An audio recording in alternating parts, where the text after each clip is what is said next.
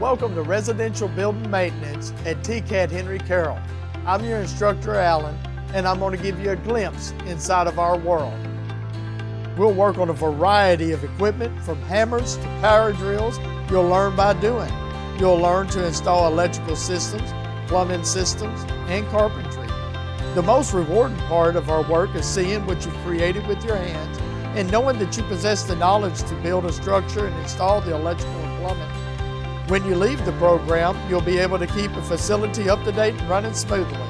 Graduates from the program can expect to hold a job as an electrician, a plumber, a carpenter, or even a facility manager. You'll be able to earn wages starting out from $18 to $22 an hour, and your earning potential is up to you from that point on. The sky is the limit. So if you're interested in property management and maintenance and want a career that is at the intersection of both, then our residential building maintenance program is for you. Come join us at TCAT Henry Carroll.